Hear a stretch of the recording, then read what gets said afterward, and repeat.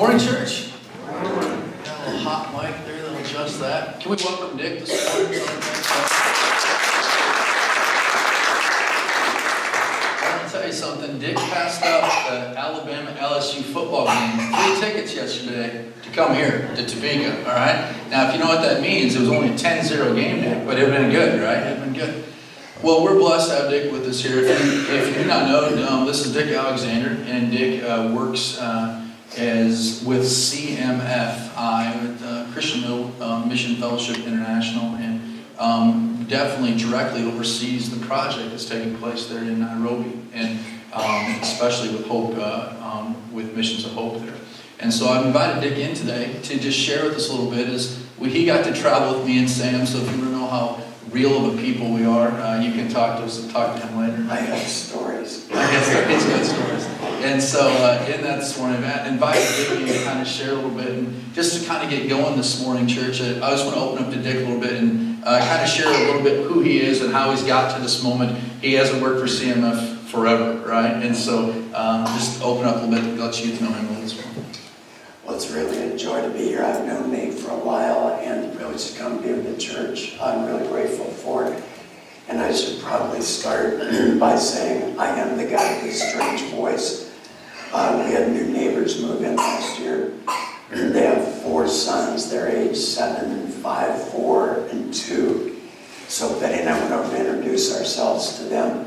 And the 5-year-old was out in the yard with his dad, and we just said hi to him a little bit about ourselves. William looked up and said, "Dad, it's Batman." Betty and I have been married 50 years, celebrated our anniversary this summer. We have 2 grown kids. We're both married. I spent 50 years in local church ministry, the first 20 of that doing student ministry, mostly in Southern California, and then almost 30 years with a church in Cincinnati. And then as I was retiring from that, I was contacted by Christian Missionary Fellowship and asked if I'd be willing to go to work with them as a consultant on this project in Nairobi, and our church had been involved with it, and we knew just how good it was. And so the opportunity to work with that, I just jumped at that opportunity and been involved with that now for the last 3 years. And I have to say, when we had the opportunity of going there and walking around and seeing, when Dick says the good that's happening there, or how good the ministry is, how well it's ran, that's not an exaggeration. That's very much the case. And so this morning, as we talk about this as a church, with their Missions of Hope is set up in the Mathare Valley in Nairobi, which extends outside of Nairobi, but it's basically a river valley. And they've said that they want to bring education and food, health to children, but also bring through the gospel. And so we have said as a church, we're interested in partnering and talking more about one specific school that's there. But all these schools are really in the slum areas of Nairobi. And so this morning I want Dick to speak to that a little bit and describe those slums for us, Dick. For people that have never been there, I've never experienced that level of poverty before until walking through there. But also describe those slums for the people that have not been there and that effect of poverty on their lives. It's hard to put it into words. It really is hell on earth. The city of Nairobi has a fair amount of money. It is the capital city of Kenya, which is the most stable and city of the country with the most resources in East Africa. So Nairobi really is the capital of all of East Africa. It's a city of 5 million people. 3 million people live in these horrible slums. 60% of the capital city. The unofficial government policy is the slums don't exist. So the government provides nothing. No police, no fire protection, no running water, no electricity, no sewers, very few schools in the slum. People live in small tin shanties. They're about 8 by 10, smaller than the smallest bedroom in your house. That is the total living space for families of 5, 8, 10 people extended families will share one of those. I was in one of those shanties where 22 people lived. And you think about 22 people living in the smallest bedroom in your house. I couldn't figure out how they could all lay down and have enough room for everybody to lay down. Dirt floors, when it rains, it's just horrible there. But the worst part is, I mean, you saw just a glimpse in that little video that played. Pictures don't smell. And there are no sewers in the slums. So the paths in between those shanties are open sewers. And you walk outside there, you're walking through the slum, you see little children 1.5 years, 2 years old, playing in that. And it just absolutely rips your heart out. As we walk through there, through the slums, when Dick says pictures don't smell, right? That's obviously the truth, but it is though it's not something that you catch a whiff of and then walk through. It's a constant, not just aroma, but way of life. It's the way the living standard is. And unfortunately, as Dick said, you can drive outside the slums, but it takes you a while to get outside the slums because the roads are not maintained. But you can go into the city, not very far away, where there is affluency happening for people, and it's not that way. But as Dick said, the running, unsaid standard for the government is they don't exist. In fact, Dick shared with us that there was a gentleman who came who served as almost as a mayor, governor kind of sorts within the Kenya area. He was invited out. He grew up in Nairobi, lived there almost 30 years, and he had never been to the slum before. He never knew it even existed. And with it being said, there's just a huge divide between almost reality of the need for people, even from reality for a divide with the reality of those who are living in Nairobi themselves. The HIV/AIDS rate is 40% in the slum, and that's in part because 80% of the women are in some form of commercial sex. And when Americans hear that, they think, oh, that's horrible. But it's hard for us to understand the grinding effects of poverty on people. There in the slum, very few people have jobs that they can go to. People here, you know where you're headed tomorrow morning to work. They don't. It's what's called casual labor. What that means is every morning, a person from the slum will walk into town and try to get a one-day job. If it's a woman, she'll try to find somebody whose house she can clean or whose laundry she can do for $1. If she's really lucky and it's a glory hallelujah day, she'll get $2 that day. But if she can't find any place to work, then she comes home at night and her children have nothing to eat. So she'll sell herself to a guy 3 shanties down for the equivalent of 25 or 30 cents US, just so that her children don't starve. You take that in perspective, or put it in perspective for here in the United States, there's not really comparable. In all fairness, we have poverty, but this defines poverty at the highest level. And so with that, Nick, here's the beauty, is that everywhere that there is a need, God seems to come in and really provide and show His sovereignty when people are willing to listen, when people that have the resource or have even that intellectual resource being willing to listen. And so in that, there's an organization that is there in Nairobi doing amazing work that is putting up schools, putting up buildings, actually buildings for schools that are better than any building in the slum by far. And it is called Missions of Hope International. And a couple there is doing great work as they have set this up and has expanded, and schools and churches are being planted. And so they are bringing hope to these people. But with that being said, I'd love for Dick to share with that a little bit of how Mohi is launching and what they're doing now, as that's really where the sponsorship comes through. There was a woman who was in the side of the video we saw. Her name was Mary, an African woman. She's one of the most amazing people I've met in my entire life. I've been in a lot of countries, worked with a lot of leaders. She's one of the 2 or 3 best in the world that I've met. She grew up in rural father was polygamous, which is very common there. She was number 7 of 20 in her family. She was in a very poor village. She got to go to elementary school and then to high school, which is rare in a village. From there, she made her way to Nairobi, graduated from Kenyatta University. When she was a freshman in college, she became a Christian. She started volunteering in the slums. After she graduated with her husband, she started Mission of Hope. He was an accountant at Price Waterhouse in Nairobi. So he had a great job. And in the early years, they funded the entire mission from his salary. She went to a group of tribal leaders in the slum. She said, who are the worst off families you know? Now when you look at the slum, you think, what do you mean worst off? They're all in horrible circumstances.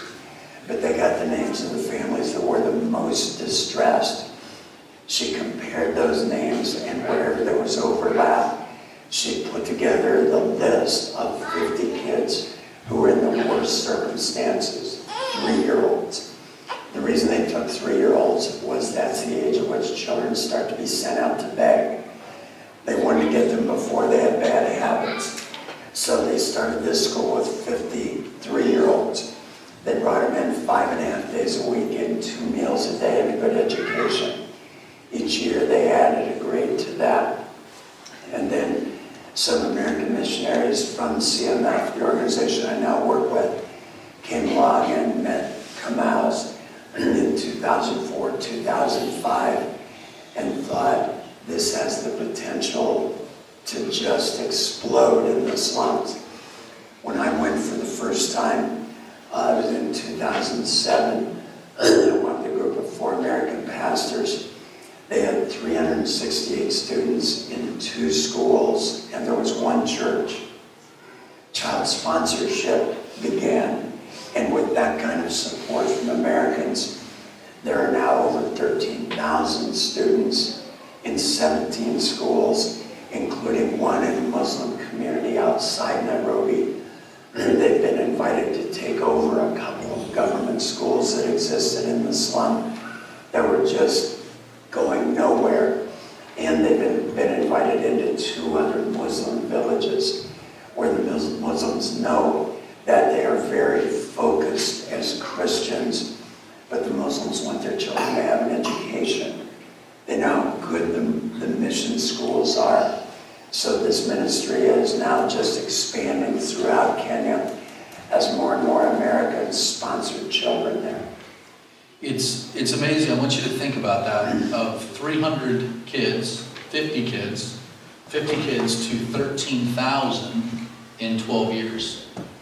Think about that a little bit, right? And then Dick didn't even share yet, but they have just shy of 900 employees with Mohi to provide for the schools, provide for the students, teachers, cooks, all the ins and outs. So it's not just providing for the kids, but they're also providing healthy job opportunity, employment for people in the communities there that are working and coming to serve. It's amazing to think, if from a business standpoint, if we can say that here in America, you would be interested if you ran that. You'd be interviewed by the elite of the greatest opportunity. But with that being said, 13,000 students that are there. There are more kids walking on the streets in the slums than there were in the school. And the reality is, it's not that they could not come to school. It's that there needs to be more space. There needs to be more given an opportunity for them to come be a part of that.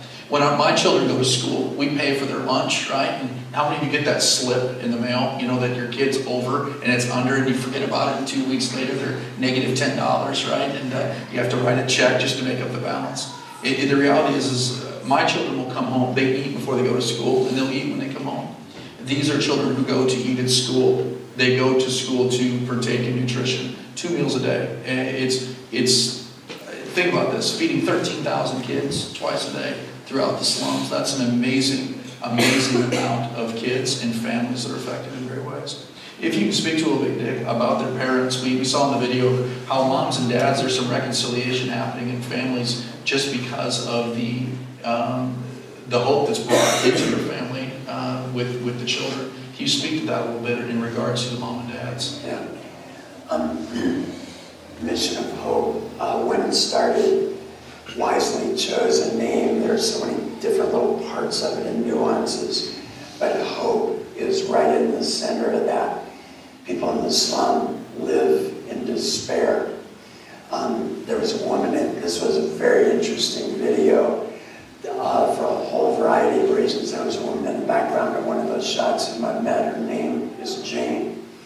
When a social worker from the mission met her, she had 3 children. She was dying of AIDS.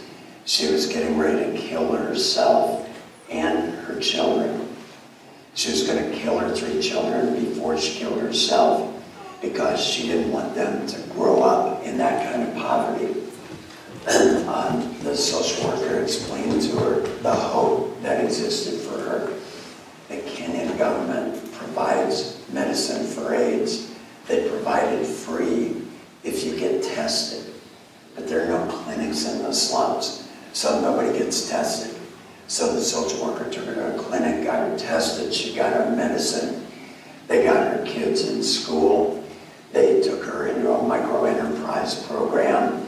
She started a business. She got a microloan to fund that business.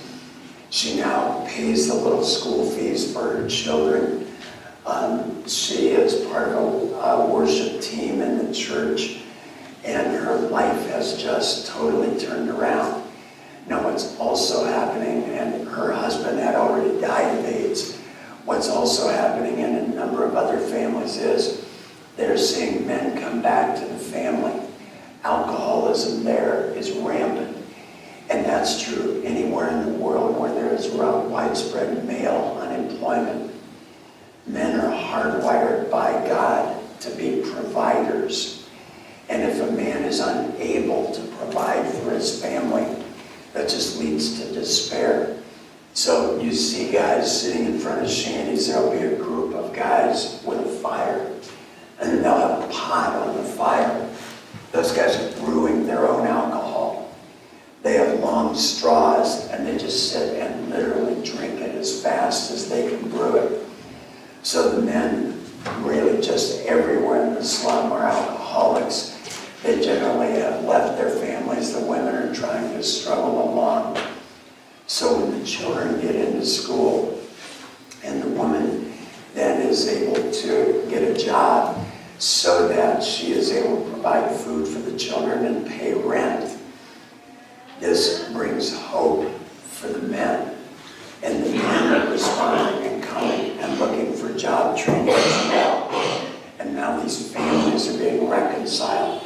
The men are coming into the churches, and they're seeing this all over the areas in the slum where they're at work. And what I love about it is the holistic nature of the ministry. So let's say you've got a 3rd grade girl who's in a Mission of Hope school, and she goes to school, she gets a couple of meals, she's getting a good education, a Christian education, but she comes back to this shanty at night, and her mother wasn't able to get work during the day in town, and her mother is selling herself that night so there could be dinner for the family. That girl is still in a horrible situation.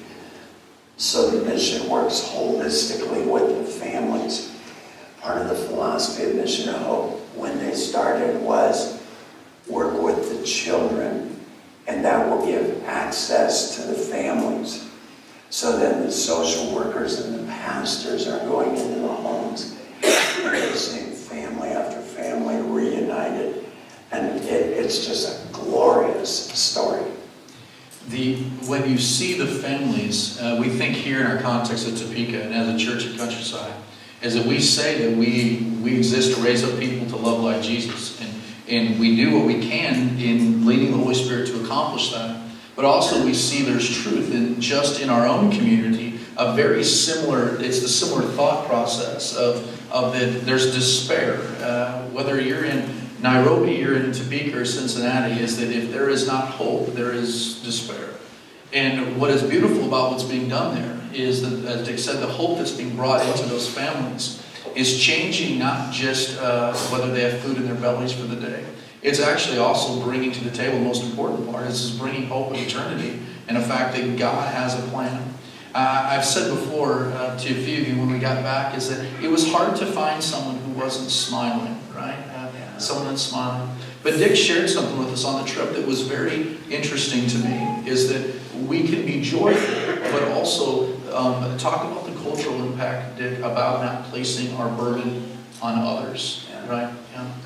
Been in India and seen poverty there, and it's different.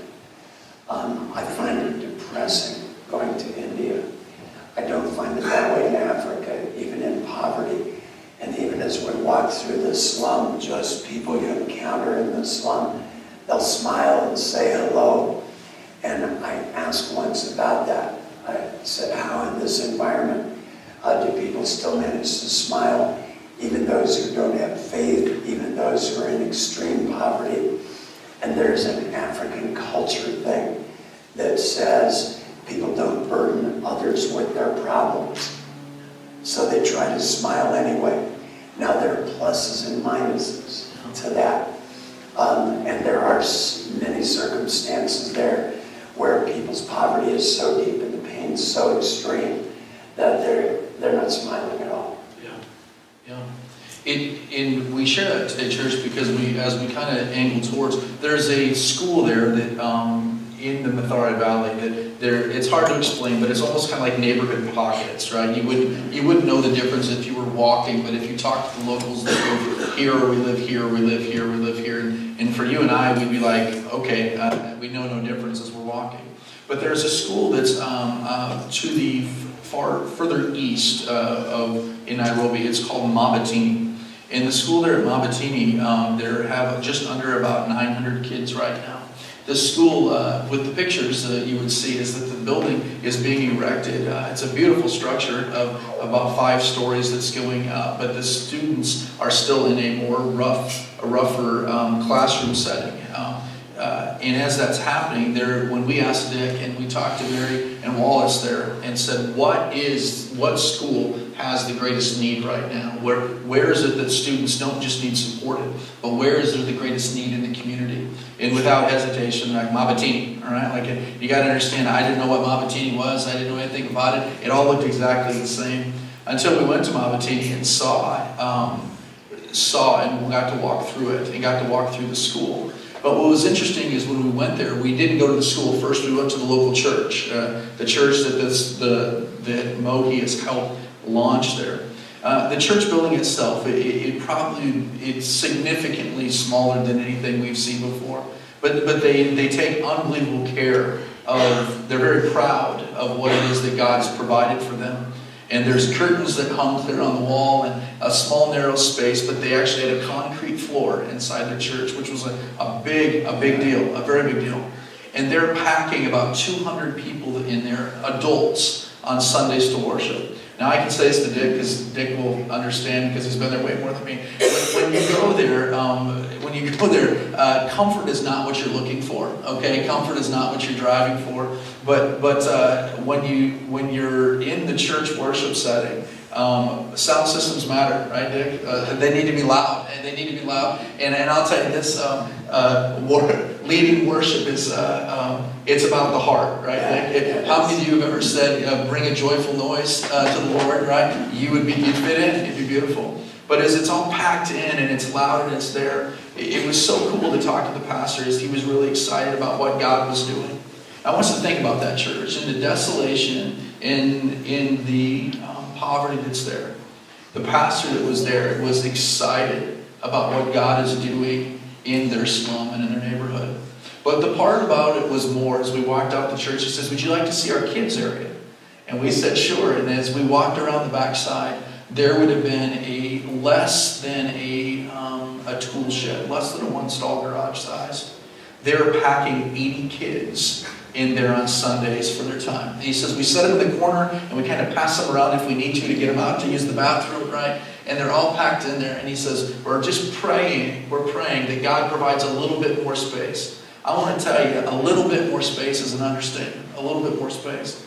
But the cost to do things there, it's rising in some ways. But also in other ways, there's a contentment there for the church and a fire while we're there. We worshiped the one day at the church, Nick. And how long were we there for service? That was a shorter service. Okay, shorter. Yeah. I think that was 2 hours. Usually they go 2.5. Yeah, and they 3 and show up an hour in the morning for prayer, hour for Sunday school, hour for Bible study, some worship.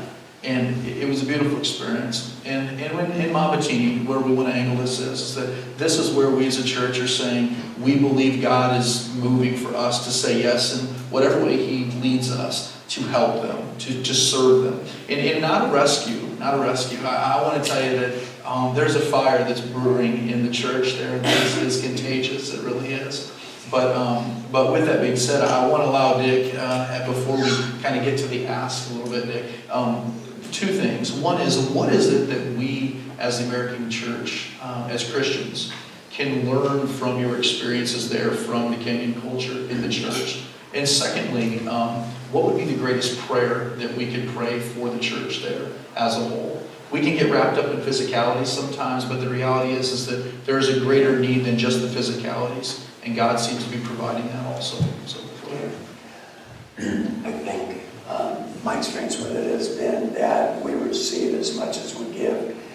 There are 2 things that I find in many African Christians, in a greater measure than in America. One is a sense of celebration. You talk about what church is like. I mean, we look forward to Sundays and we come together and sing, and the songs that we really like, we just sing with passion. We sing with passion with a small p. There's just capital letters all the way through. They bring a level of excitement about worship and celebration. And these people are coming from these little tin shanties with mud floors. Most of them have one decent set of clothes that they wear every Sunday. And they come with their best clothes, but with their best heart. And it is just alive. The other thing is faith and a level of confidence in God. I never see his friends say the motto of America is just do it. We are activists. We think we can make anything happen.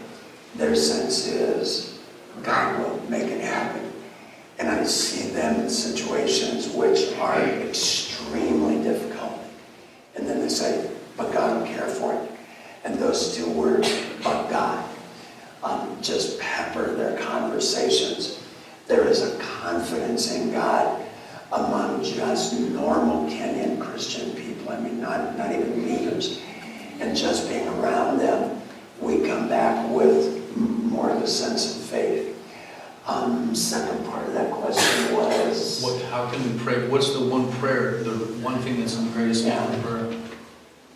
Yeah, that is difficult to say because there's so many needs there. And they are people who are so grateful. They don't have a sense of entitlement like Americans do, so everything that happens, they appreciate. I think stability in the face of all kinds of spiritual attack.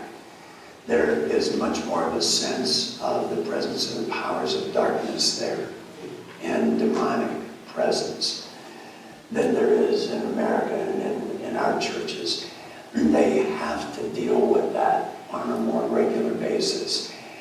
And this particular ministry is really on the front line in seeing lives and communities transformed.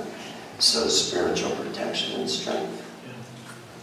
When we think through that church a little bit, we're going to get to a point here where we're going to pray for our time of communion, but I want to wrap this in a little bit. You say, well, we're glad we have this information, but what do we do with it, right? What do we do with it? And the truth is that we've skimmed like the top 0.5% of it. But the reality is this, is that through, some of us will say, well, why do we need to take care of over somewhere else what about all the need that's here, right? And I'll tell you, I used to have some of that same kind of thought in some ways until I went and experienced the need. Is that our greatest, the highest level of needs we have here is still unbelievably soaring above. We've been blessed way above than what you experience in the poverty there. And so today out in the entryway, there's really few people are out there. We are asking as the church and putting out there to the church of contemplating this idea of child sponsorship, is that the way that they are seeing great change in families is through child sponsorship, because the child is able to be educated, able to be fed, but also, most importantly, share the gospel. I want you to hear that it's so cool when we went there, is everywhere we went, we were welcomed with song, right? And not just song, but dancing, right? And we were welcomed with that because these kids at the schools knew, oh, here are Americans coming that just maybe might be able to help my sibling, my brother, my sister come be a part of what's going on. And so today out in the entryway, there are some child sponsorship cards. And I want to put this in real time, is that we asked for 40 cards. We asked for 40 children that we as a church could pray through and say, hey, yes, maybe we're called to sponsor them. Over the week since we got them, we had emails that we needed to remove 7 of those cards. 7 of those cards. So we have 33 cards out there. You say, well, why do we need to remove 7? Maybe they got sponsored. No, they didn't get sponsored. The reality is that they have faded off from the school since we've even been. We don't know all the situations, whether it's mom and dad's transient. We don't know those things. But most likely it's because of the fact that poverty caught up to them. And so we as a church today, I like to pray for that. As you leave, there'll be some individuals out there. Sam will be out there. Sam went on the trip. And I have to share this. It was great while we're on the trip. We got to see a road stop because of a goat getting hit on the road, right? And as we were there, Dick's catch line was, I've never had that happen before, right? Like that, the whole trip, never had that happen before. And so we saw that. Sam got to witness all the things that we saw. And Sam will be out there to talk you through. It's just, if you have any questions. Go ahead, Dave. Yeah, just a quick word about the mission schools. When your children or your grandchildren are in 8th grade, there isn't any question for them what's going to happen for them next year. They go to 9th grade. Kenny has a different system. In 8th grade, all the students in the country who are in school take a test to enter 9th grade. It's a national test that took place this past week. First week of November, and students have to test into high school. Nationwide, 40% of the students in 8th grade pass the high school entrance test. That is a huge fork in the road that changes the rest of their lives if they don't get into high school. In the mission schools, over 90% of the kids get into high school. It is more than twice the national average. And they are working with the poorest kids in the country. These are incredible schools. There was a study that was done by an American university a few years ago, and the question was this: how do you use charitable giving to make a difference in the world? Number one, if you want to just save lives, give money to people who help provide clean drinking water. Best use of your money saves more lives. If you want to change lives, the one best way to do that is child sponsorship. And we're in the middle of a crazy time in our country right now where a lot feels out of control. But this is something every one of us can do. If you will provide sponsorship for a child, that child moves from no hope to hope for the future. And you can change the trajectory of a child's life. And so then I asked the band to come, and we're going to pray for this, and I will let you know, as you're out there, contemplate through it. I want to put in perspective, it's $38 a month, that's what it is, $38 a month. That is McDonald's for my whole family with a whole meal, right? Like, and yes, we have a number of kids, right? That's probably somewhat of a tank of gas if you have a smaller vehicle, right? A tank of gas alone.